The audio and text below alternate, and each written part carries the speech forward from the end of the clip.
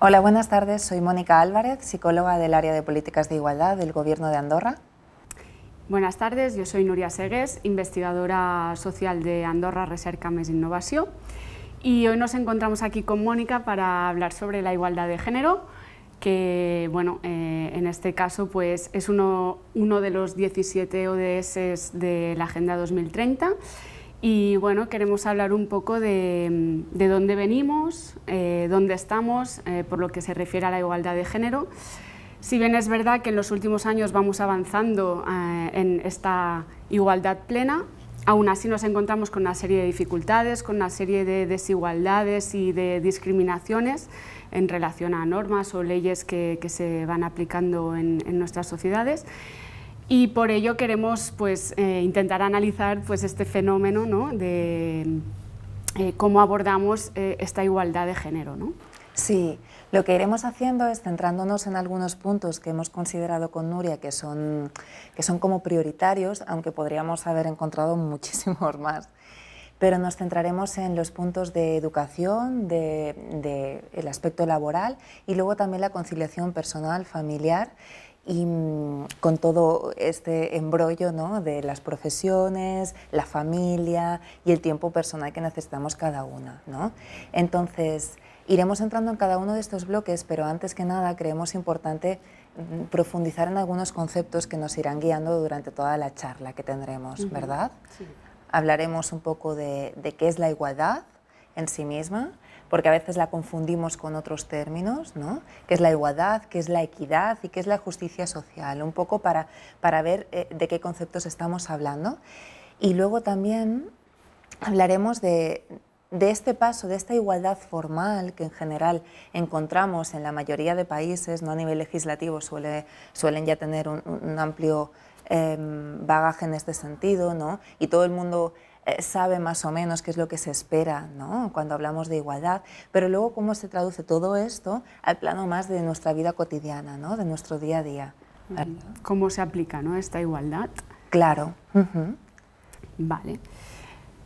No sé, Núria, si quieres introducirnos un poco estos conceptos, ¿no?, y vamos hablando. Vale, sí. Un poco para empezar, ¿no?, igualdad de género, ya que es como el ODS número 5, ¿no? ¿Qué es la igualdad? ¿Qué entendemos, ¿no?, por igualdad? Pues la igualdad supone un poco el reconocimiento de la igualdad delante de la ley, ¿no? O sea, que todos seamos iguales delante de la ley, ¿no? Pero ¿qué le diferencia de la equidad, por ejemplo? Claro, lo que le diferencia básicamente es que, aunque todos seamos iguales delante de la ley, partimos de puntos de inicio distintos, ¿no?, y de características distintas, por lo que vamos a necesitar también en este sentido como casuísticas, contextos o herramientas adaptadas a cada una de nuestras necesidades, ¿verdad? O sea, para equilibrar el rango de oportunidades, que acabe siendo igual, equiparable, para a partir de aquí tener el mismo acceso, ¿no? Claro, se trata de lograr una igualdad de oportunidades y una igualdad de derechos, pero claro, sabiendo que cada uno de nosotros y de nosotras a veces parte de puntos de inicio distintos. Por lo tanto, si damos herramientas que nos igualen, desde aquí ya podemos lograr este objetivo de igualdad de oportunidades, ¿sí? ¿Qué pasa en este sentido? Que es importante remarcar también que tradicionalmente, de forma histórica, hay algunos colectivos y grupos poblacionales que se han visto vulnerados, ¿no? Que se han visto, pues eso, que partían de un punto de inicio distinto, inferior en este caso, ¿no? Los que tradicionalmente hemos identificado son pues infancia y juventud, por ejemplo, las personas mayores, personas migrantes o personas de etnias quizás minoritarias en un país concreto, personas LGTB y personas con discapacidad también. Dependencia. Lo que pasa es que hoy nos vamos a centrar en precisamente la mitad de la población, que también ha sido un grupo poblacional históricamente vulnerado, ¿no? Que somos las mujeres en este caso. Cuando hablamos de igualdad de género, hablamos de igualdad entre hombres y mujeres, ¿no? Que lo que tradicionalmente ha sucedido es que los hombres han dispuesto de una posición más favorecida, ¿no? De mayor poder, de mayor presencia en el ámbito público, mientras que las mujeres se han quedado relegadas a un segundo plano. Y estas desigualdades históricas que veremos que se han ido reconduciendo, sí que todavía nos siguen afectando como sociedad. De hecho, las mujeres seguimos estando infrarrepresentadas en muchos ámbitos, ¿no? Podemos hablar del liderazgo político, en el sector empresarial, en el mercado laboral, como veremos, en la educación, ahora explicaremos, pero a lo mejor ya empezamos a repuntar en positivo en este ámbito, pero sí que es verdad que hay como una diferencia muy clara, ¿no? de la presencia femenina en distintos ámbitos, ¿no? Sí. Se va igualando, pero nos queda camino todavía, porque si nos fijamos, por ejemplo, en imágenes en los medios de comunicación o cuando hay precisamente algún debate político, ¿no? Cuando vienen las elecciones, quiénes son los líderes políticos de cada partido, ¿no? A nivel judicial incluso, ¿no? También quién está en los rangos superiores del ámbito judicial. Como vemos, al final, aunque las cosas vayan cambiando, sí que continúa habiendo una desigualdad en este sentido y una mayor presencia mayor o incluso exclusiva presencia de hombres en este caso, cuando no es equiparable a los datos, que es que la mitad de la población es femenina. Así que nada, a partir de ahora vamos a ir adentrándonos un poquito, introduciendo bloques.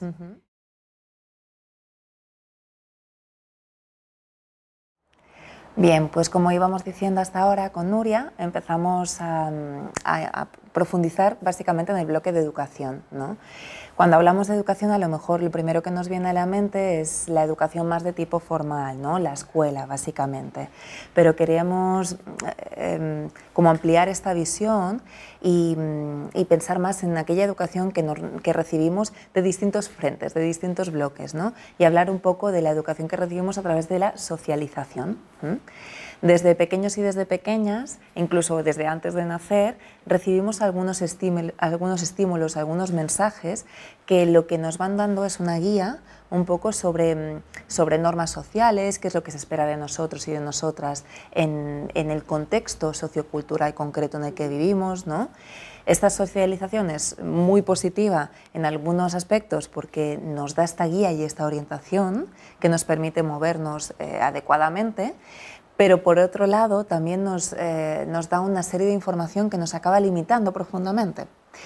Y en este caso, por ejemplo, encontraríamos la socialización de género. Lo que vemos es que hay como establecido un sistema de género en el cual se ponen etiquetas relacionadas con nuestro sexo biológico, con nuestro género, ¿no? Qué es lo que se espera de nosotros, qué roles, qué expectativas, qué maneras de comportarnos, de relacionarnos, qué gustos y qué aficiones tendremos, ¿no? Simplemente por el hecho de haber nacido hombre o mujer, en este caso, ¿no? Luego también incluso se espera de nosotras y de nosotros una orientación sexual concreta, ¿no? Todo como súper limitante.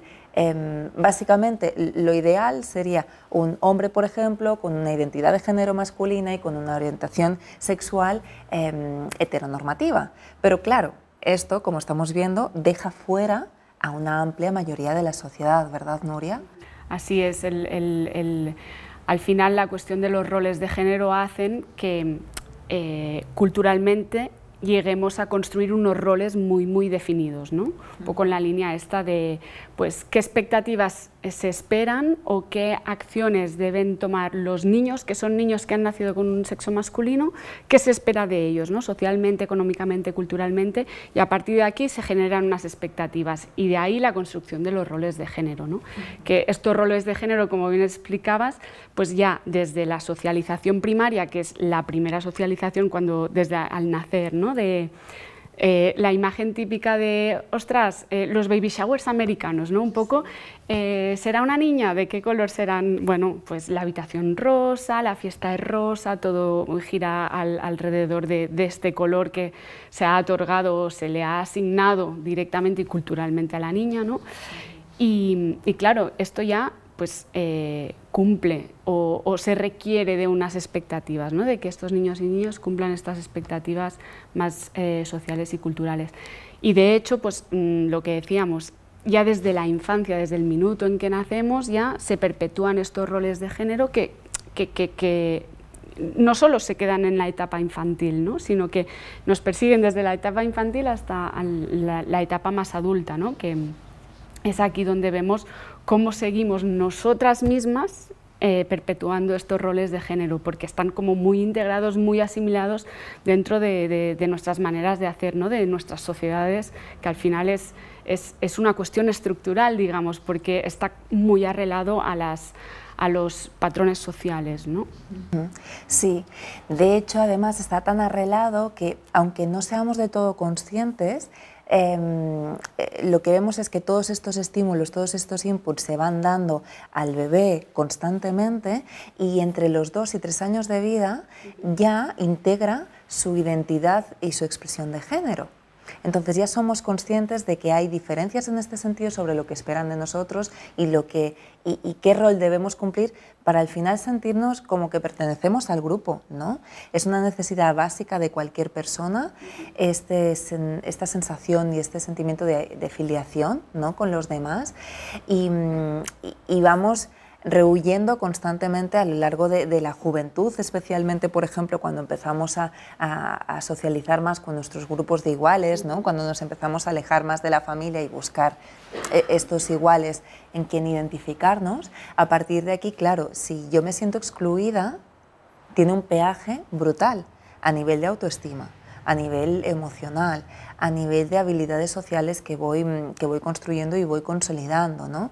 Entonces, ¿qué hago? Como necesito evitar esto de todas, intentaré responder a aquello que sé que socialmente está mejor valorado. O aceptado incluso, ¿no? Totalmente, directamente, porque a veces ya no hablamos ni de valoración, sino de pura aceptación. Y aquí entra en juego también, pues, en relación a lo que decías, ¿no? Toda esta presión social que tenemos de cumplir con este rol que se nos ha asignado y que en el fondo no hemos podido decidir.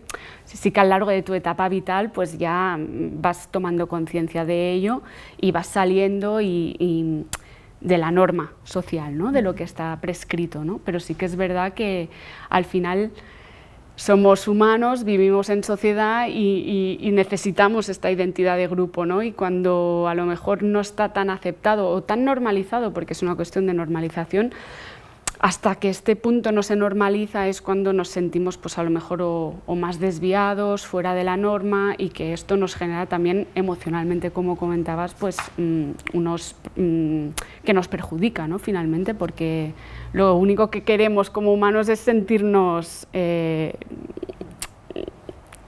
aceptados. Claro, parte de este grupo, sí. Es cierto que a veces cuando hablamos de este asunto, por ejemplo, a nivel profesional, en ocasiones pues hacemos formaciones o hacemos charlas en escuelas, ¿no? Adolescentes, y de entrada esto puede parecer como que es algo como súper pasado, como que es algo muy antiguo, ¿no? Y te dicen, no, bueno, antes sí que había muy claramente dividido qué es lo que se esperaba del hombre, qué es lo que se esperaba de la mujer, y como que no te podías salir de esto, pero hoy en día ya no es así. Y lo que nos encontramos precisamente en estas charlas o en estos talleres es que al final cuando conseguimos sacar un poco esta faceta del políticamente correcto, cuando conseguimos rascar un poco en qué es lo que nos pasa, vemos que siguen habiendo determinados estereotipos, ¿no? Por ejemplo, el tema de la sensibilidad, ¿no? O de la emocionalidad en los hombres, o el contacto físico en los hombres, ¿no? Todavía se atribuye el ver a un hombre que llora como algo extraño. Incluso en algún taller nos llegan a decir a veces que, bueno, es que si llora es que realmente es algo importante, porque no lloraría por cualquier cosa. En cambio, si llora una mujer, es que eso es habitual. Es que la muestra de sensibilidad, la emocionalidad es habitual e incluso llega al punto en que se relaciona con algo biológico, ¿no? Se ha hablado mucho, hay bastantes estudios en este sentido, sobre el cerebro masculino y femenino, ¿no? Y lo que vemos al final es que no deja de ser otro sesgo más, otros estereotipos más en relación a algo que no tiene una base científica, ¿no? Llega al punto incluso de que se está hablando de este neurosexismo, básicamente. Cómo hacemos las investigaciones, cómo también este neurosexismo y esta manera de relacionarnos acaba influyendo en el desarrollo del bebé cuando, a medida que se va haciendo mayor en ese proceso de construcción y consolidación de determinados procesos neuronales, ¿no? Entonces, es importante ver que el peso cultural es fundamental en todo esto y que hoy por hoy no hay evidencia científica de algo distinto, ¿sí? Esto lo vemos con los estudios científicos y esto también lo vemos cuando determinadas normas sociales o determinados estereotipos vemos que se van diluyendo y que ya no es tan extraño ver, pues a lo mejor una mujer teniendo según qué tipo de conductas o un hombre teniendo según qué tipo de conductas porque socialmente está más aceptado. Ya. Es el romper con estos estereotipos sociales, ¿no? Que siempre, al final yo siempre, cuando hago charlas también con los chavales, es como el rumor, ¿no? ¿De dónde empieza el rumor? ¿Hay un fundamento detrás de ello? Es magnificar una información que tampoco sabes si es veraz, ¿no? Y que la vas magnificando, exagerando y al final acabas creando una etiqueta que no tiene ni pies ni cabezas, porque al final culturalmente tiene un sentido, pero me refiero que realmente no hay nada detrás que lo demuestre, ¿no? Y de ahí, en relación un poco al neurosexismo que comentabas, es muy importante, ¿no?, que al final la mirada esta, la perspectiva de género, esté presente en todos los ámbitos, ¿no? Ya desde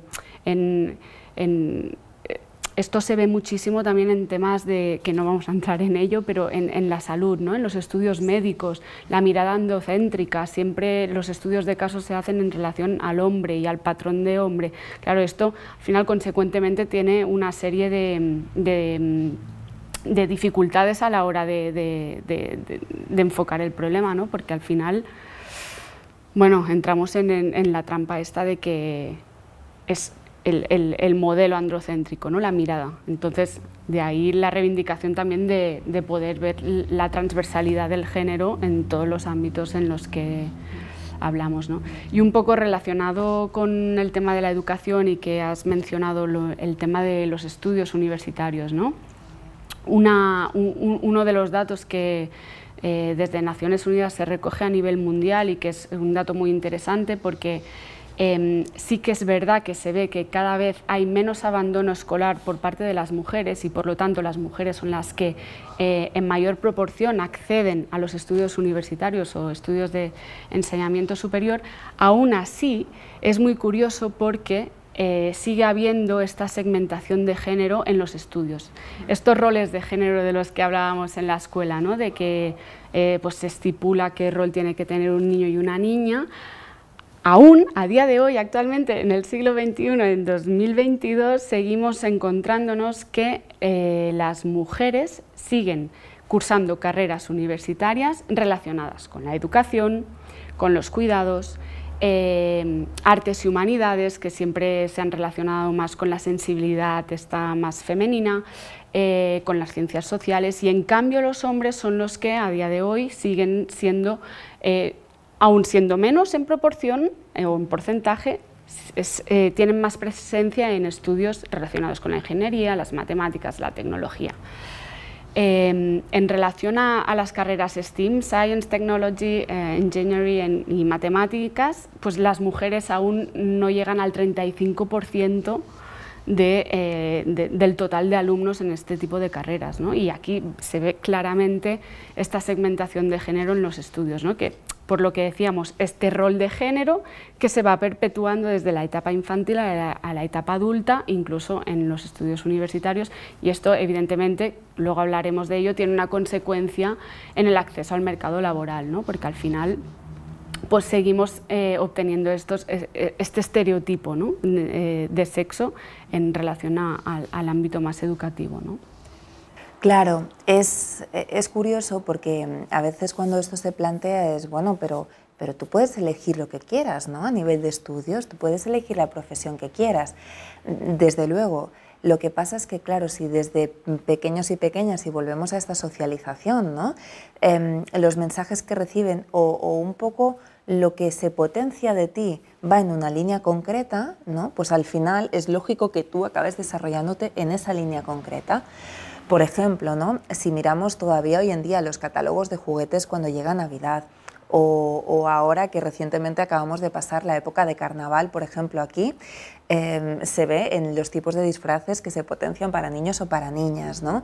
E incluso desde los mismos colegios todavía, algunos no, pero en algunos centros educativos sí que se marca claramente un poco, vale, de qué tienen que ir los niños y de qué tienen que ir las niñas, ¿no? Entonces, claro, tú vas viendo que todo lo que va relacionado con las niñas son aspectos más relacionados precisamente con el cuidado de los demás, con aspectos de belleza, de cocina, ¿no? De tener un bebé y cuidarlo, todo el tema familiar. En cambio, los juegos o la forma de relacionarnos con los niños es una forma mucho más dinámica, con mucho más movimiento, que potencia y estimula mucho más todos aquellos aspectos más de construcción, de deportes, juegos, fuerza, el montaje, sí. Entonces, claro, esto, si lo vamos potenciando a lo largo del desarrollo infantil de la persona, cuando llega el momento de escoger una profesión, pues no es extraño. Estás sesgado. Totalmente, totalmente, ¿no? Claro, de construir esto sería lo interesante, básicamente. No tanto para que de golpe y porrazo las niñas ya no pueda gustarles jugar a muñecas o tengan que elegir profesiones exclusivamente tipo ingeniería, no, sino para que cada cual elija aquello que quiere realmente elegir, pero de forma realmente libre, que hoy por hoy no existe tanta libertad por todos esta presión moral, social, en este sentido. Sí, totalmente. Y es verdad que recuperando un poco el tema escolar, y sí que un problema que se detecta, ¿no? Es las figuras públicas o los personajes públicos que podamos encontrar en el currículum educativo, en los libros de historia, ¿no? Es evidente que hay una manca de referentes femeninos y ese es un problema en el sentido de que se traduce en la formación universitaria y también en el acceso al mercado laboral. Y podemos hablar de referentes a nivel histórico o de premios Nobel, ¿no? Que ahora sí que poco a poco se va visibilizando, ¿no? el rol que ha tenido la mujer a lo largo de los años. Pero en relación a lo que decías, ¿no? Esta socialización que en la escuela está muy presente, pero también los medios de comunicación. ¿Qué nos transmiten estos medios de comunicación? ¿Qué vemos en los medios? Los anuncios de tele, anuncios hechos por mujeres, ¿qué promocionan las mujeres y qué promocionan los hombres? Un poco, y de ahí, volviendo a la idea de lo que comentabas en relación al carnaval, ¿no? ¿Cómo salimos a la calle, ¿no? ¿De qué nos disfrazamos? Pues muy a menudo va muy relacionado con los inputs que van llegando, ¿no? de distintos canales desde la escuela. La manca de referentes femeninos nos hace que a lo mejor pues, no se te pasará por la cabeza de disfrazarte de astronauta, siendo una chica. ¿Por qué? Porque no tenemos el referente, el input, el símbolo, ¿no? Entonces, claro, esta manca de referentes al final también pues, nos aferramos a lo que vemos, ¿no? Entonces, sí. Los referentes resultan al fin y al cabo una guía un poco, ¿no? De lo que puedo hacer. Si yo veo que alguien ya lo ha hecho antes, es que eso también está abierto para mí.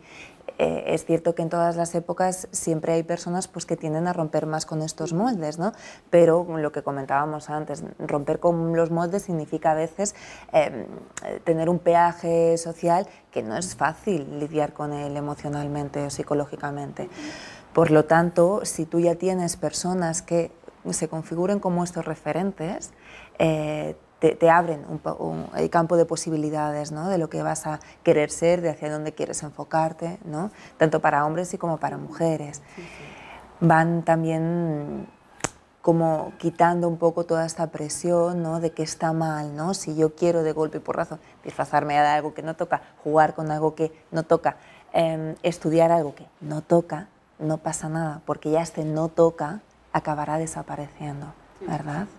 Y a ver, y para no ser tan pesimistas, porque también es verdad que nos focalizamos a veces con las cosas más negativas, pero hay que decir que poco a poco sí que hay un pequeño cambio generacional, ¿no? Y que los jóvenes que vienen ahora, los que suben, son un motor de cambio al final, y entonces sí que se ve, aunque estemos diciendo, ¿no?, que, por ejemplo, en las carreras universitarias pues ya hay esta segmentación de género, sí que es verdad que poco a poco se revierte y que cada vez encontramos más chicas que quieran estudiar matemáticas o ciencias de la Tierra, o cuántas chicas quieren ser médicas.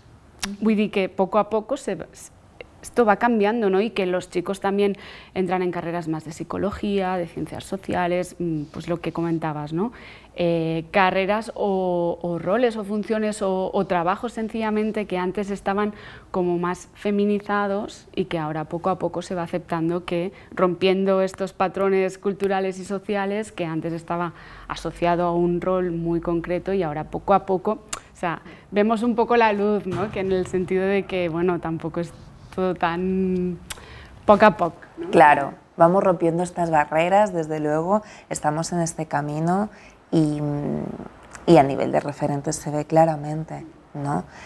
Yo creo que hoy en día cualquiera de nosotras también puede ver estos referentes en la mayoría de ámbitos. Antes hablábamos del ámbito político, ámbito jurídico, ámbito deportivo, también ámbito cultural. Ya cada vez más ves personas que están liderando este cambio, ¿no? Y luego en tu día a día también. Y personas que se preocupan porque este cambio se consolide, ¿no? También, por ejemplo, cuando tienes que buscar un colegio para un niño o una niña, ¿no?, para tu hijo o hija, preguntar, ¿no?, qué programa tienen, cómo intentan revertir estos roles de género, ¿no? Es una pregunta que ya se vuelve como algo más visible, más habitual, y los colegios van incorporando todo esto en su currículum oculto también, no solo en el explícito que hace falta, ¿no?, pero también en el currículum oculto, y vamos hacia ahí, vamos hacia ir disminuyendo esta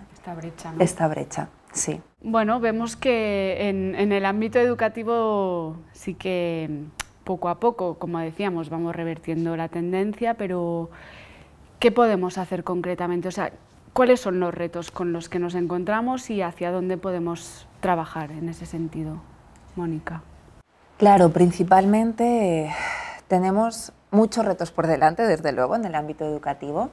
De nuevo, para mí es importante como ampliar, ¿no?, lo que concebemos a nivel de ámbito educativo, no centrarnos exclusivamente en la educación formal, aunque sí que es un pilar fundamental, ¿no? Entonces aquí quizás tendríamos el primer reto, es en los centros educativos, en los currículos académicos, ¿no?, revisiones de estos currículos, que ya se está haciendo realmente. Es algo que ya llevamos años mirando estos currículums explícitos y los currículums ocultos, que las mujeres estén de forma transversal en todas las materias que se aborden desde la escuela y desde bien peques, ¿no?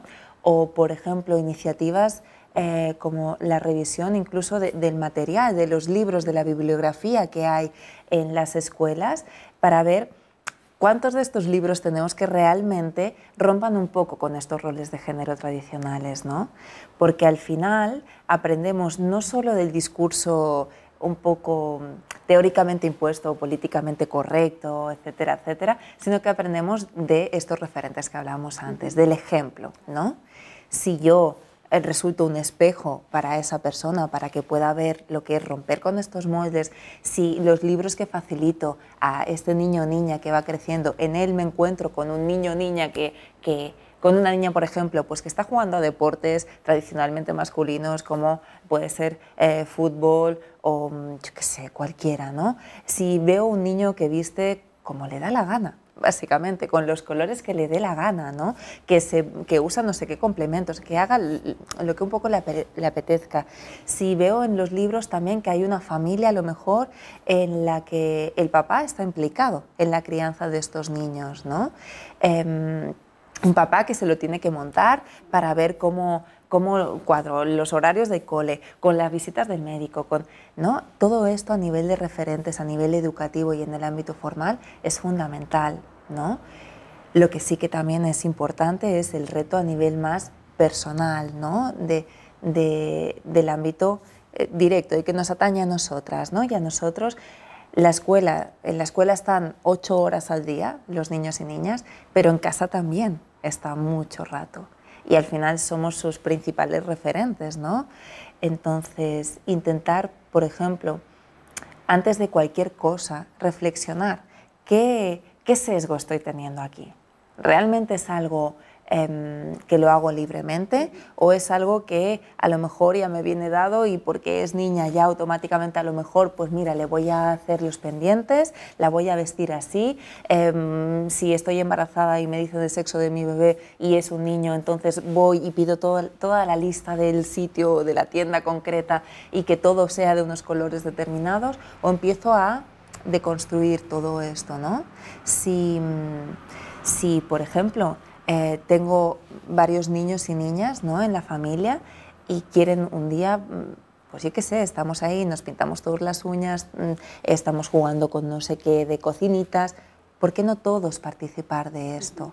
¿Sí? Entonces ir rompiendo lo que se espera incluso en casa, ¿sí? Intentar que estos niños y niñas también que lo vean como algo normalizado, que no sea como algo extraño, ¿vale? Entonces para mí a nivel personal el mayor reto es quizás hacer este clic, ¿no? Este cambio de chip y analizar críticamente lo que nos está pasando.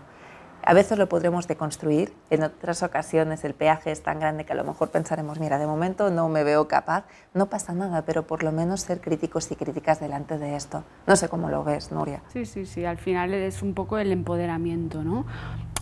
Tener la capacidad, que para eso también está la escuela, y así como la familia y todos estos agentes sociales de los que hablábamos, desarrollar y obtener este espíritu más crítico para poder romper, ¿no?, con estos estereotipos, todo lo que nos viene dado desde, bueno, culturalmente, ¿no?, por este canal, y empoderarnos, porque al final también esto nos va a permitir romper, pues, con ciertas dinámicas, ¿no?, y de decir,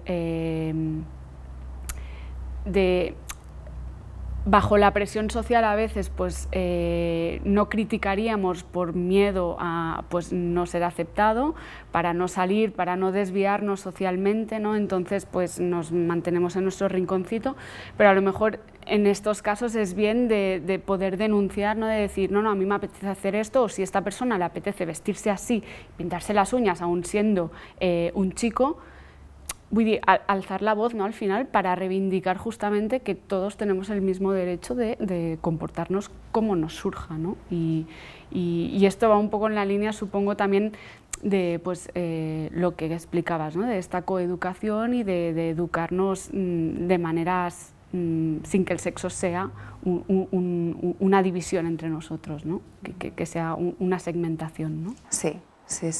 Ahí están los retos, también en relación al empoderamiento, trabajar la autoestima, fundamental, porque al final este autoconcepto, esta autoestima que tenemos que desde pequeños y pequeñas ir fomentando y consolidando, que muchas veces está muy basada en lo que los demás ven de nosotros, en las valoraciones que obtenemos de las demás personas, ¿no?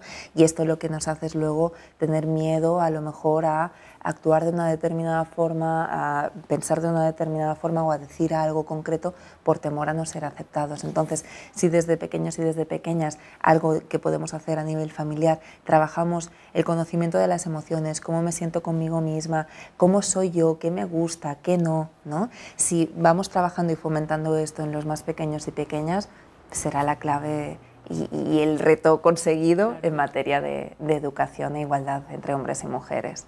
Qué bien. Bueno, pues Mónica, ¿quieres que empecemos a ver cuál es la situación en el mercado laboral actualmente? Porque aquí sí que es verdad que hay cositas a poner de relieve, ¿no? Un poco. A mí me gustaría empezar como así. Claro, ya es por profesión, pero a mí me gusta hablar mucho de los datos. Y hay un dato que para mí es como muy significativo, ¿no? La tasa de ocupación en el mercado laboral, ¿no? ¿Qué diferencia o cuál es esta brecha entre la tasa de ocupación femenina y masculina, ¿vale? Si vemos datos a nivel mundial, que es interesante ver la dinámica global, porque finalmente pues, sí que hay sociedades que se comportan de una forma o de otra, pero al final las tendencias son muy similares y sí que hay excepciones y hay que matizar. Pero, dicho esto, es verdad que a nivel mundial nos encontramos con que la tasa de ocupación femenina está casi 30% por debajo de la tasa de ocupación masculina, ¿no? O sea, vemos una vez más pues esta infrarrepresentación de la mujer en el mercado laboral, ¿no? Hay menor presencia de mujeres en el mercado y bueno, y lo importante aquí es identificar qué desigualdades comporta este hecho, ¿no?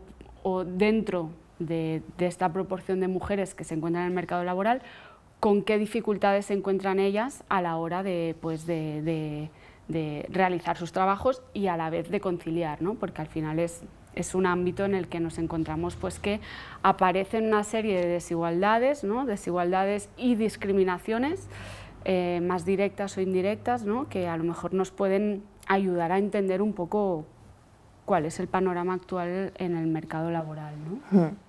Sí, en este sentido yo creo que es importante intentar entender primero de qué hablamos cuando hablamos de discriminación directa o indirecta, ¿no? Porque puede dar pie a confusiones, ¿no? La directa en general, cuando pensamos en ejemplos, nos viene muy clara la imagen, pero la indirecta a veces nos perdemos un poco. Entonces, básicamente lo que es las definiciones así, a grosso modo, como discriminación directa sería cualquier disposición, cualquier comportamiento, actitud, requisito que automáticamente lo que hiciera es vulnerar, denigrar, infravalorar a una persona simplemente por cuestión de sexo. En este caso estamos hablando, ¿no?, de hombres, mujeres, pues por cuestión de sexo, por ejemplo, yo directamente para un puesto de trabajo, pues yo qué sé, un puesto de trabajo de cara al público, por ejemplo, que es tradicionalmente un lugar en el que se buscan mujeres que tengan una presencia pues, de belleza, siguiendo unos cánones muy normativos de lo que se espera, ¿no?, y tal. Entonces, simplemente pues, para un puesto de secretaria, de atención al cliente, de recepcionista, busco que haya una mujer de una determinada edad, con un perfil de belleza exacto, ¿no? Claro, aquí ya tendríamos una discriminación directa, en este caso porque no estoy contratando a alguien del sexo masculino, porque quiero una mujer, ¿no? O al revés, por ejemplo, ¿no?, directamente en determinados trabajos en los que automáticamente pongo un requisito que excluye a las mujeres porque, pues, yo qué sé, porque considero yo que necesitan una fuerza concreta, ¿no? Y entonces directamente para este puesto de trabajo de reponedor ya busco reponedores exclusivamente, o para un puesto de trabajo de camionero simplemente busco a camioneros, no me planteo entrevistar a ninguna mujer, ¿no? Entonces esto sería una discriminación directa, ¿vale? ¿Qué pasa? Que luego hay todo un conjunto de discriminaciones indirectas que a veces pasan más ocultas, y es que aquí no es que haya un requisito de entrada que sea discriminatorio, sino que aparentemente todos los requisitos son neutrales, pero lo que sabemos es que a la práctica un sexo u otro lo va a tener mucho más complicado para reunir estos requisitos.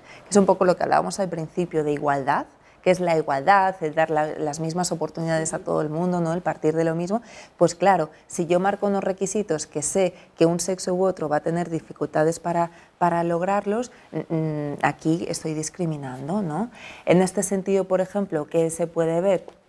Pues discriminaciones indirectas del tipo pedir un tipo de estudios que en el fondo no es estrictamente necesario para desempeñar ese puesto de trabajo adecuadamente, ¿no?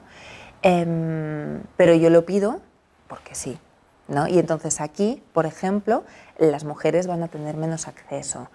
O, por ejemplo, directamente pedir para un puesto de trabajo que a lo mejor no es necesario una movilidad geográfica, una flexibilidad horaria brutal, cuando sabemos que las mujeres son las que principalmente están conciliando, ¿no? Entonces automáticamente sabemos que a este puesto de trabajo probablemente haya muchas menos mujeres que se presenten, ¿no?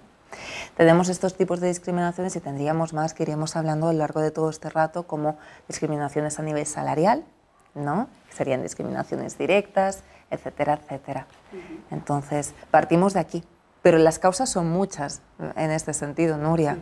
Sí, sí, de hecho, esta brecha de género en el mercado laboral es multicausal, ¿no? Porque es verdad que pues, hay una serie de variables, ¿no? O de fenómenos que explicarían esta brecha de género, esta brecha salarial y los efectos o los obstáculos con los que los obstáculos con los que nos encontramos como mujeres a la hora de acceder a puestos de responsabilidad o por qué no podemos acceder a ello, ¿no? Un poco, pues si te parece, vamos repasando un poco, pues... Perfecto. Eso no es exhaustivo, o sea que nos podemos hacer referencia a muchas variables, pero bueno, hay muchísimas otras más, ¿no? Pero un aspecto importante a la hora de esta desigualdad indirecta podrían ser, por ejemplo, el tipo de jornadas laborales que tenemos las mujeres o que tienen los hombres, ¿no? Las mujeres... se ha demostrado, estadísticamente hablando, que en mayor proporción tienen trabajos a media jornada. En cambio, los hombres pues, tienen una jornada laboral completa de 8 horas o ver más, que eso también veremos que dificulta a posteriori pues, la conciliación, ¿no? Pues eso sería uno de los factores, ¿no? Y el kit de la cuestión sería ¿por qué las mujeres tienen jornadas parciales? Porque así les permite conciliar, o realmente ya es un punto de inflexión en el que después,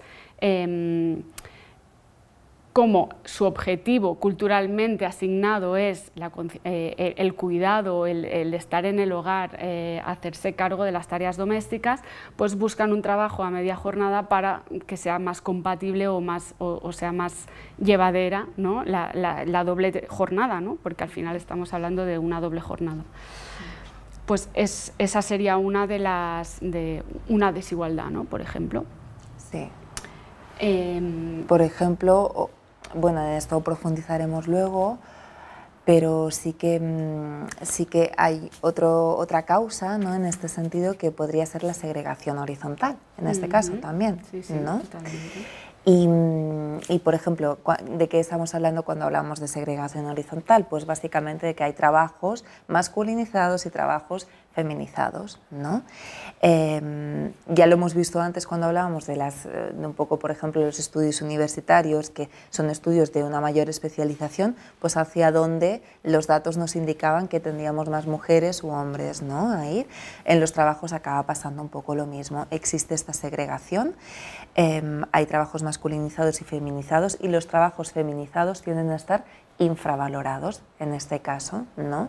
Aunque a veces sean trabajos que tienen el mismo valor, y lo hablaremos luego cuando hablemos de la brecha salarial, ¿no?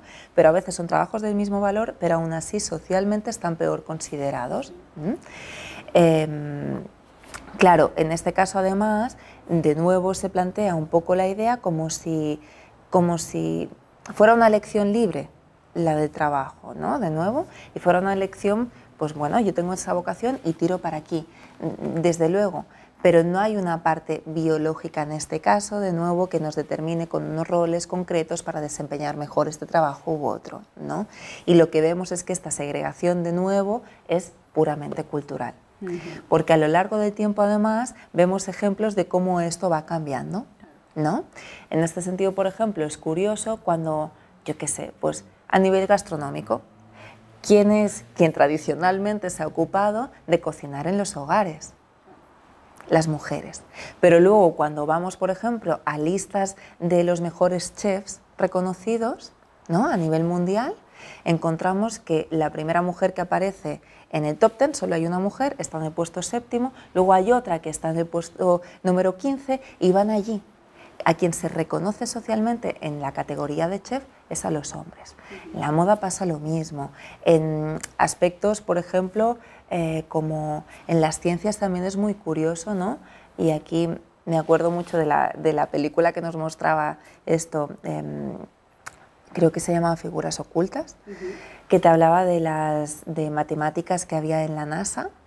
Eran todas mujeres en ese caso, ¿no? Y eran mujeres que desempeñaban ese trabajo durante un tiempo concreto, en principio porque luego lo que hacían era dedicarse a la familia, entonces era algo temporal, hasta que se casaban y ahí ya se retiraban, ¿no?, del ámbito profesional.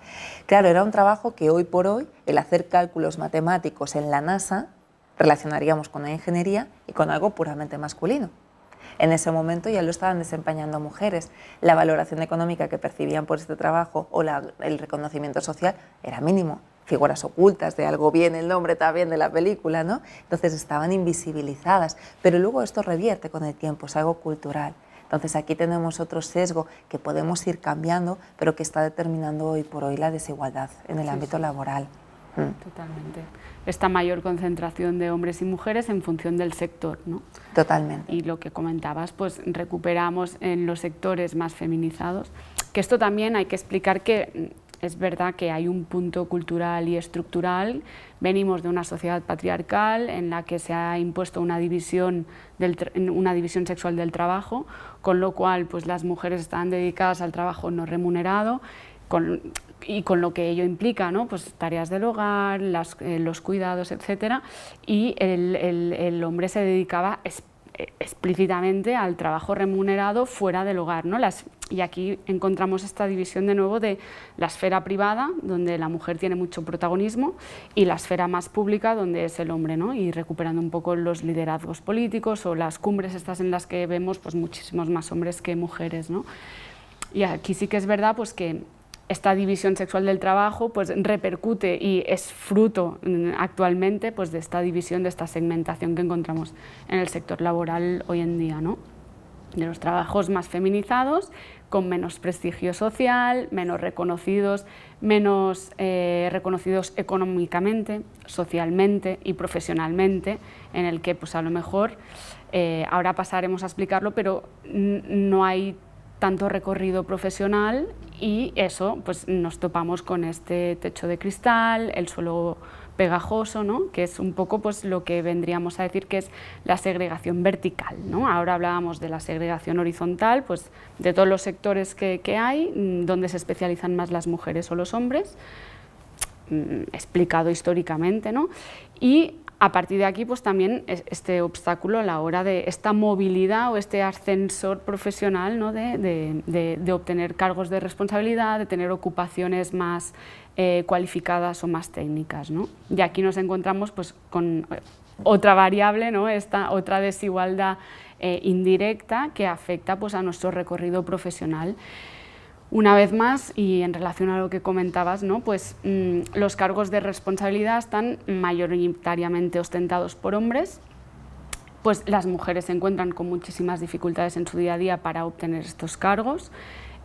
¿Por qué? Bueno, ¿qué viene antes, el huevo o la gallina, ¿no? Que es porque realmente estamos culturalmente arraigadas al ámbito doméstico y queremos conciliar en el caso de que tengamos un proyecto familiar y que pasemos por delante de todo el resto de las personas más que nuestro bienestar personal y que eso nos impida, ¿no? Tener un recorrido profesional y bueno, pues que nos encontramos pues, con este techo, ¿no? Que metafóricamente nos impide pues, llegar a desarrollar una serie de responsabilidades, ¿no?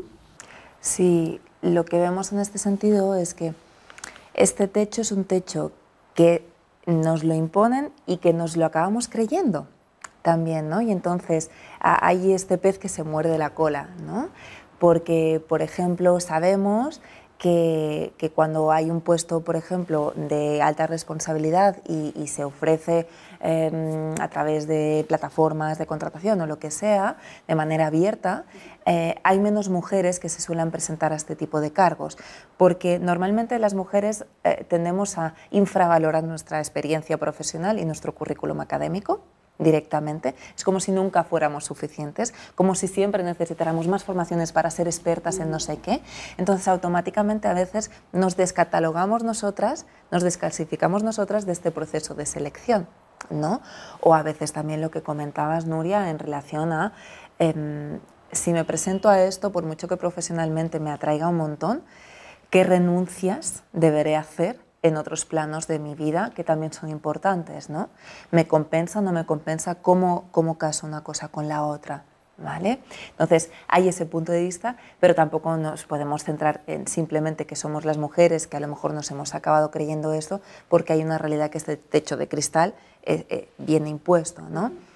Sabemos que muchos puestos de responsabilidad o puestos directivos las contrataciones no son abiertas normalmente, si no es por perfiles afines, porque conozco a tal persona, sé el currículum, tengo un candidato perfecto, o a veces también se cierran estas contrataciones en ambientes que precisamente son bastante incompatibles con la conciliación familiar o personal, ¿no? Por lo tanto, las mujeres ya no participan en estos entornos, no tienen esta red un poco social, profesional, que las vaya catalogando a conseguir este tipo de puestos, ¿no? Entonces, hay como una multicausalidad de nuevo, incluso en el techo de cristal, y también en el suelo pegajoso, que no se menciona tanto porque nos fijamos en lo de arriba, pero vemos que hay una feminización de la pobreza considerable, de profesiones tradicionalmente femeninas a las que se les otorga un valor cuantitativo, monetario mínimo, ¿no? Y al final están los puestos de menor cualificación o de menor remuneración suelen ser femeninos. Y de aquí la importancia también que cuando hablamos de esta segregación ocupacional, vertical, ¿no? La famosa brecha salarial, ¿no? ¿De dónde viene? ¿De dónde surge? A ver, se puede calcular de distintas formas, ¿no? Pero es verdad que la segregación ocupacional es el fundamento para entender esta brecha salarial, ¿no? Y es que al final, en función de nuestra ocupación, de las funciones que tenemos en nuestro puesto de trabajo, qué salario, qué remuneración tenemos en base a lo que estamos ejecutando, ¿no? Y de ahí el hecho de que las mujeres o un gran número de mujeres se sitúen en el eslabón más bajo de la escala laboral, ¿no? Con remuneraciones mucho más bajas, porque al final lo que comentabas, ¿no? Menos prestigio, menos valor monetario, porque se supone que son pues, tareas ya más infravaloradas, ¿no? Sí, per així dir-ho. Entonces, pues, el valor monetario por aquel trabajo es menor y eso hace también pues, que esta brecha salarial crezca en base a que los cargos de alta responsabilidad, que mayoritariamente son hombres, pues el gap, pues esta brecha pues, se magnifique y vaya maximizándose, ¿no? Porque al final el problema es este, ¿no? Que dónde encontramos el mayor número de personas, hombres o mujeres, y cómo explicar esta diferencia salarial entre ellos. Y relacionándolo muy rápido, porque a veces es verdad que se calcula la brecha salarial en base a los salarios medios, ¿no? Que también hay que tener en cuenta que la brecha salarial es importante pues, estipular pues, el tipo de jornada, las horas que dedicamos, estas condiciones laborales que tenemos a la hora de realizar nuestros trabajos para minimizar este gap y poderlo calcular al mismo nivel, ¿no? Entre hombres y mujeres, ¿no? Sí. Pero bueno, que no deja de ser importante ver que esta brecha se acentúa a medida pues, que encontramos estas diferencias en función de las ocupaciones, ¿no? Ligado a lo que comentas, Mónica, también del techo de cristal, sí que es verdad, y eso es un punto a favor también, es que, claro, venimos diciendo que efectivamente las mujeres ya son más del 50% de los estudiantes en carreras de enseñamiento superior. ¿Y qué significa esto? Pues que al final la mujer tiene un recorrido académico, tiene un bagaje educativo y académico, accede al mercado laboral, con lo cual llega a un punto en el que ella misma, por decisión propia, obviando pues, el tema de la presión social en relación a la maternidad y a la función biológica que tenemos las mujeres, no quieren renunciar a su carrera educativa y por lo tanto tampoco quieren renunciar a su carrera profesional debido pues, al coste y a la inversión que esto conlleva, y al final esto es un dato importante en el sentido de que poco a poco, gracias a ello, a esta presencia de la mujer en el mercado laboral formada con un nivel de cualificación muy alta, pues esto hace que poco a poco también se irá revirtiendo pues esta tendencia en la que en los cargos superiores encontramos más hombres que mujeres, ¿no? Todo eso para decir que al final, poco a poco, también esto es en positivo en el sentido de que es un reto, que tenemos que ir hacia allí, ¿no? Que tenemos que seguir trabajando en ello y seguir potenciando y visibilizando, y el síndrome del impostor que tenemos a veces, ¿no? Pues dejarlo en casa y ir a por ello, en el sentido de que poco a poco, pues, o en las universidades, ¿no? Que muy a menudo encontramos más catedráticos que catedráticas. Bueno, poco a poco... Eso es un cambio generacional, poco a poco las mujeres también tienen otras prioridades en su vida, pueden conciliar, obviamente, pueden tener un proyecto familiar, pero aún así es verdad que también les cuesta renunciar a su carrera profesional y que poco a poco podrán romper con este techo de cristal que comentábamos anteriormente, ¿no? Teniendo en cuenta lo que has dicho, ¿no? Ya se me ocurre el ir pensando en qué retos, ¿no? tenemos como sociedad a nivel, en el ámbito laboral para conseguir esta igualdad, ¿no? Algunos de los retos ya los has mencionado, ¿no? Este cambio de tendencia a lo mejor en las universidades. Luego también hay iniciativas interesantes en este sentido, ¿no? Como universidades que promueven becas para mujeres que no tengan ningún estudio previo, ¿no? Entonces facilitan un poco que no haya estas barreras económicas para la mujer, para poderse dedicar o para poderse profesionalizar y poder romper un poquito esta tendencia de suelo pegajoso que pueda percibir, ¿no? Entonces, eso es interesante en el ámbito universitario, por ejemplo, pero también en el ámbito laboral. Yo creo que la herramienta clave y el reto clave pasa por los planes de igualdad, ¿no? Cada vez más según el país ya es algo obligatorio para empresas de según qué tamaño, organizaciones de según qué tamaño. En otros países todavía esto está siendo incipiente, pero al final lo que estamos viendo es que la igualdad no se consigue de una manera natural porque fluimos hacia allí porque sí, sino que hay que poner acciones concretas y medidas que nos empujen hacia lograr esta reducción de las desigualdades, discriminaciones entre mujeres y hombres, ¿no? Los planes de igualdad básicamente son un ejemplo de esto.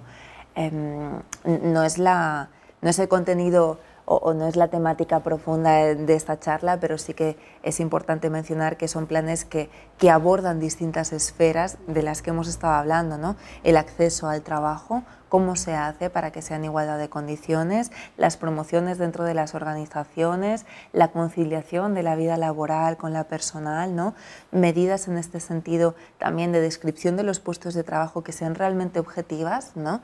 Para que se reduzca esta brecha salarial y realmente un trabajo del mismo valor tenga el mismo salario, ¿no?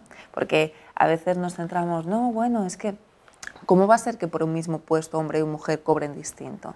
Bueno, pues eso pasa. A veces pasa sobre todo en puestos directivos, pero también pasa porque primeramente ya nosotros les damos estas categorías distintas a trabajos que en el fondo son lo mismo, ¿no? Entonces vamos a objetivar todo eso, vamos a impulsar medidas desde las organizaciones e instituciones para fomentar esta igualdad y para ir erradicando todas estas discriminaciones y desigualdades, incluso las que llegan a resultar incluso violencia, ¿no? Como podría ser el acoso por razón de sexo o el acoso sexual, ¿no?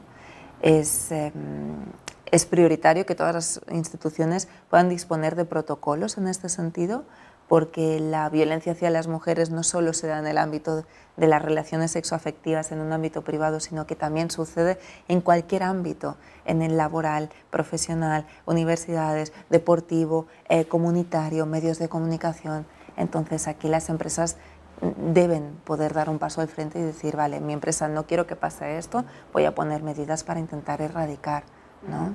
Al final todos son beneficios en este caso de aportar planes de igualdad en las empresas. Sí, sí.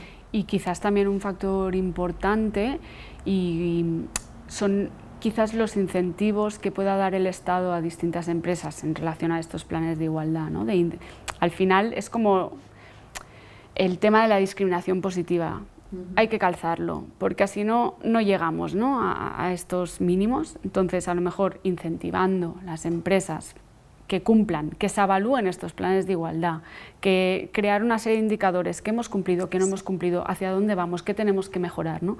Si el Estado incentiva este tipo de planes a distintas empresas, también el sello ¿cómo se le llama?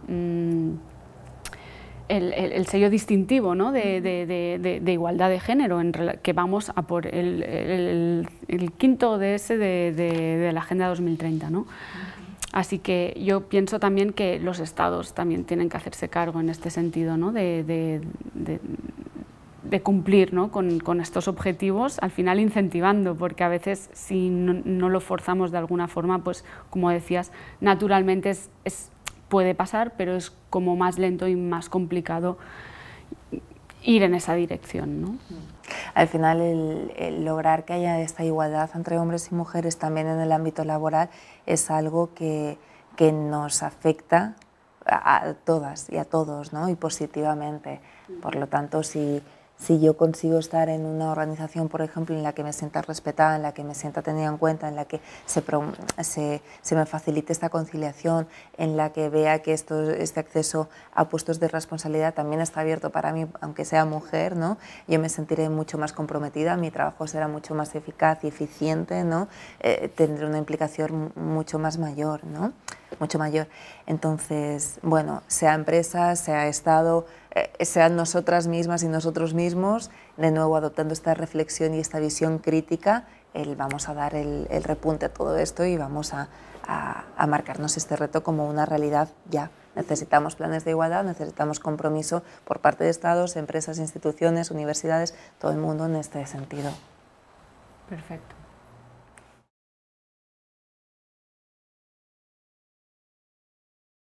Bueno, pues otro punto importante alrededor de estas desigualdades que íbamos comentando y para entender esta brecha de género, pues es todo el tema vinculado a la conciliación familiar, personal y laboral, que es otro mundo, ¿no? Que bueno, se complementa con lo que ya hemos ido comentando, ¿no? Pero al final es un claro indicador todo el tiempo que dedicamos, por ejemplo, al hogar, a las tareas domésticas, a los cuidados, ¿no? Cómo lo hacemos compatible con nuestras actividades laborales remuneradas. Bueno, un poco enfocamos este bloque en relación pues, a la conciliación y cómo nos organizamos, ¿no? Y para ello, de nuevo, para remitirnos otra vez a los datos, que creo que también es un buen método para tener una radiografía de la situación actual, ¿no? Y el otro día, buscando datos, encontré uno que me parece muy interesante en el sentido de que explica la participación femenina y masculina en el mercado laboral en función de la composición del hogar. Es decir, ¿qué porcentaje de mujeres y hombres trabajan, o sea, son activos estando casados o casadas y teniendo familia, ya sea una familia nuclear o una familia más extendida, ¿no? Aquí lo importante del dato es que un 45% de mujeres casadas y con hijos eran activas en el mercado laboral en el año 2020. A diferencia de los hombres casados y con hijos, el porcentaje aumentaba al 98%. ¿Vale? Con lo cual casi estábamos duplicando este porcentaje, ¿no? ¿Qué queremos decir con ello? Pues que finalmente el peso de las tareas domésticas del hogar, de esta conciliación, nos impide tener una cierta presencia en el mercado laboral, ¿no? Y otro dato relevante, ¿no? Que es un claro indicador de esta conciliación, son la media de horas que podemos dedicar a las tareas domésticas, ¿no? Y me remito muy rápidamente a un dato de Andorra, ¿no? Porque viene dado por una encuesta que hemos hecho hace relativamente poco, pero que es interesante destacar, que al final es un comportamiento que encontramos en las sociedades europeas, que seguimos un un modelo muy similar, ¿no? Y es que se les preguntaba de media, tanto a hombres como a mujeres, cuántas horas dedicaban de media a las tareas domésticas, dejando de lado la cura de niños o de personas dependientes o personas mayores, centrándonos únicamente en las tareas domésticas. El tiempo que dedicamos a cocinar, a lavar la ropa, a planchar, a limpiar la casa, etcétera, ¿no? Y aquí se veía una clara diferencia de que las mujeres dedicaban de media 16 horas, 15,8 horas a la semana, y los hombres dedicaban 10,8. O sea, 5 horas menos los hombres, estando, eso sí, partíamos de que tanto hombres como mujeres estaban casados y vivían en pareja y los dos trabajaban en jornadas completas. O sea, para hacer la comparativa más a ras, ¿vale? De manera o sea, que sea equiparable. Y aún así nos encontrábamos que habían 5 horas de diferencia semanales entre hombres y mujeres. Con lo cual, bueno, es un dato que es verdad que poco a poco se va revirtiendo y sobre todo en las generaciones más jóvenes sí que es verdad que esta media se va recortando poco a poco. En cambio, pues en las generaciones pues quizás de nuestros padres o de nuestros abuelos sí que es más distante, pero es verdad que en las generaciones que vienen pues al final estamos hablando de que hay más corresponsabilidad en el hogar, ¿no? Pero bueno, ligado a esto, que son datos así como muy significativos, pero que nos dan pie a hablar del trabajo no remunerado, ¿no? Del trabajo en casa, el trabajo invisibilizado quizás, ¿no, Mónica? ¿Cómo lo ves tú? Totalmente, es lo que has dicho. Normalmente nos centramos en ver el trabajo remunerado y que es fuera de casa, pero todo esto se invisibiliza y como si no existiera, ¿no? Y estamos hablando de una diferencia de 5 horas a la semana. O sea, es que si hacemos el cálculo anual ya es una burrada, realmente. Son muchas horas de diferencia todavía, muchas horas. Además, este es el trabajo más físico, ¿no? Y las preguntas iban dirigidas al trabajo más de tareas puramente domésticas, ¿no? Pero claro, luego hay todas las tareas de cuidado que se añaden aquí y que aquí de nuevo hay una división en el mismo hogar de las tareas de las que se ocupa el hombre y de las que se ocupa la mujer, ¿no? Una división muy marcada. De ahí que cuando hablemos de las jornadas parciales, ¿no? Sean preferentemente las mujeres quienes se las acaben cogiendo o pidiendo, porque claro, son las que principalmente se ocupan de esto, ¿no?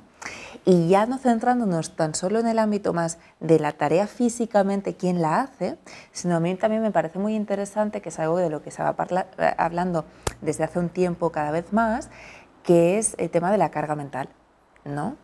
En este sentido, por ejemplo, es muy curioso y muy bueno un cómic de Maclean, creo que se llama, me lo podrías haber pedido, que te muestra exactamente esta carga mental en qué se traduce, ¿no? La carga mental básicamente sería como todas esas tareas de planificación, de organización, de anticipar, por ejemplo, posibles imprevistos, de cuadrar y encajar distintos horarios, distintas necesidades. Mi horario laboral con el horario de que el niño además tiene que ir al médico a tal hora, además tengo que pasar por el súper porque a tal hora me van a cerrar y no tenemos la cena de esta noche. Y voy pensando en todo esto, ¿no? En el cómic se ve claramente, ¿no?, cómo todavía funcionan los hombres y funcionamos las mujeres en este caso, y hay una diferencia claramente. Claro, esta carga mental, que puede parecer curioso o incluso gracioso en algún momento, ¿no?, cuando la pones sobre la mesa, los efectos que tiene a nivel psicológico son muy contundentes, a nivel de estrés, de ansiedad, ¿no? Y como está tan invisibilizada, también el resto de personas o el entorno no las valora, no entiende el por qué hay este estrés, no entiende el por qué hay esta ansiedad, ¿no? Y entonces se añade una sobresaturación en este sentido. Sí, sí, totalmente. Al final, el problema es cuando son tareas tangibles, vale, se ven más, ¿no? Pero al final, tema logístico, organización, pues cómo vamos a organizar el día, quién se hace cargo de que hay que preparar los tuppers, ¿no?, de los críos si van de excursión, ¿no? Todo eso pues al final es una carga, ¿no? Y aquí también viene hablábamos de la conciliación familiar, de la conciliación laboral, ¿no? Pero ¿y la conciliación personal? O sea, nuestro tiempo libre, ¿no? ¿A qué dedicamos nuestro tiempo? ¿Tenemos tiempo para dedicarnos a nosotras mismas, para cuidarnos, para ir al médico, para escucharnos de, pues, ¿qué necesito? Pues un día de relajación. Vull dir, o sea, lo óptimo, ¿no? El reto también sería llegar a este punto en el que pues, haya un equilibrio, ¿no? de estas tres esferas que se complementan y que son, al final son necesarias, porque al final la vida gira en torno a esto, pero cómo llegar al punto este de cómo podemos tener tiempo para todo, sin sentirnos culpables a veces, decir, ostras, no, yo ya me cuidaré, pues estoy por mis hijos o mis hijas o por mis padres, porque a lo mejor tengo que cuidarles también. O sea, que al final es el punto este moral, ¿no? de hacernos cargo, porque al final, bueno, pues inherentemente, culturalmente se nos ha explicado, ¿no? Pues que las mujeres pues, nos tenemos que hacer cargo de esto, que si no somos nosotras, ¿quién se va a hacer cargo? ¿Quién va a pensar bueno, en esto o en aquello? ¿No? Un poco es sí. Esta parte que se invisibiliza más, ¿no? Sí. Una de las funciones que tengo en el equipo en el que formo parte precisamente es la intervención directa, ¿no? Hay una parte más comunitaria, pero hay una parte de intervención en sesiones clínicas individuales con mujeres, ¿no? Y trabajamos terapéuticamente distintos aspectos relacionados en este caso con violencia machista principalmente. Este es uno de los aspectos de los que acostumbramos a acabar hablando, ¿no? De cómo nos organizamos este tiempo y qué tiempo queda para ti, ¿no? Porque lo que vemos reiteradamente en consulta es que este tiempo queda a 0 o menos 100 directamente. O sea, no es prioritario todavía para muchas mujeres este tiempo, porque ya no saben de dónde sacarlo. Si no llegan con todas las cargas que tienen, como para que encima en terapia estemos hablando de es que el autocuidado es necesario, es que el tiempo para ti es necesario, y encima con una frase que está súper extendida, ¿no? Que si tú no estás bien, no puedes estar bien tampoco para los demás. Ya, pero ¿y de dónde saco el tiempo para estar bien, ¿no? Y entonces ahí precisamente yo creo que es uno de los retos, tanto en sesiones individuales como a nivel de sociedad, trabajar para que el autocuidado, este tiempo, esta conciliación personal también esté al mismo nivel que conciliación familiar, ¿no? Yo también importo como persona, yo también merezco este espacio, yo también necesito cuidarme, porque si no mi energía acaba descargándose y no doy para más. Claro. Totalmente. Así que uno de los retos con los que nos enfrentamos, ¿no? es la corresponsabilidad, que sería pues, el tema de dejar de lado el yo también ayudo en casa. No, es que no se trata de ayudar, ¿no? Se trata de repartir de manera equiparada pues, las tareas, ¿no? o lo que tengamos que hacer o las funciones que tengamos que asumir cada uno de nosotros en pareja o a nivel familiar, ¿no? Un poco ir en esta dirección de... Es que todos nos tenemos que hacer cargo, ¿no? Cada uno con las responsabilidades que nos pertocan, sabiendo de dónde venimos las 8 horas previas, ¿no? Porque al final pues, todos tenemos una carga profesional detrás que también hace que, bueno, a más manos, pues más fácil será la logística, ¿no? Al final. Sí, en este sentido, por ejemplo, una de las dinámicas que se acostumbra a proponer es como si el hogar o la familia funcionara como un gobierno o como una empresa, básicamente. Entonces, se trata de dividir las distintas tareas y ocupaciones que vienen intrínsecas con el tener una familia o un hogar, dividirlas por ministerios o por departamentos. Entonces tienes al ministro de turno o a la ministra de turno o al responsable de turno, ¿no? Y te ocupas de esto. Tú te ocupas de esto, yo me ocupo de esto, queda equilibrado, ¿sí? Otra cosa es que nos podemos pedir ayuda, evidentemente, porque a veces los ministerios colaboran entre sí, ya lo sabemos. Pues en casa pasa lo mismo, pero quien lleva un poco las riendas, la carga mental de la que hablábamos antes y también la carga física de esta tarea concreta, por ejemplo, del ámbito de salud de los niños, pues se ocupa, en este caso, él. Del ámbito de la comida y la alimentación, se ocupa ella, quien sea, ¿no? Que todo esté equiparado. Esto es interesante como punto de partida por ejemplo, analizar cómo está hoy por hoy, hacer una foto de cómo tenemos nuestra familia distribuida y entonces ya hacemos la repartición equilibrada y equitativa, ¿no? Creo que es un reto bastante práctico, probablemente, sí, sí. ¿Verdad? Y se me ocurre para esta conciliación, ¿no? Para romper con los patrones culturales con los que venimos, ¿no? El tema de las bajas paternales y maternales, ¿no? Que al final, a día de hoy, hablo en el caso andorrano porque es el más cercano, ¿no? Pero sí que es verdad que hay una diferencia entre las bajas maternales y paternales. La materna es de 5 meses, si no me equivoco, y 1 mes para los hombres, ¿no? Claro, aquí viene el hecho de ahí que muchas mujeres ya ni se reincorporen al mercado laboral, se han hecho cargo durante 5 meses de la crianza, el hombre 1 mes, pero al final, ¿no? Esto, si llegamos al punto de que sean iguales, ¿no? Pues esto hará que también tomemos más responsabilidad en relación a la crianza de los hijos y de las hijas y más corresponsabilidad, ¿no? Porque implícitamente también te estás haciendo cargo a tiempo completo de tu proyecto familiar. Claro, cuando antes, por ejemplo, hablábamos del tema de la socialización, ¿no? Básicamente, esto es otro elemento de socialización, es otro mensaje que estamos colando por allí, ¿no? Si tenemos bajas de crianza distintas para mamás y para papás, lo que estamos diciendo es que una tiene más peso que el otro en esta crianza, indirectamente, ¿no? Entonces, socialmente estamos validando esta creencia. Luego, en casa, ¿qué ven estos niños y niñas? Pues que papá está X tiempo, pero luego ya no. ¿No? O que papá y mamá se ocupan de unas tareas, todos estamos hablando en situaciones familiares de parejas heterosexuales, ¿no? pero donde se da esta desigualdad principalmente. Entonces, al final, esto es importante, la corresponsabilidad y una parte que pasa porque tomemos medidas más estatales, ¿no? Que también se ha comentado en algún punto, más a nivel global, más a nivel social, y luego medidas más internas de cada familia de estos ministerios, esta repartición equitativa de trabajo, no ayudo, sino ambos colaboramos para que esto salga bien.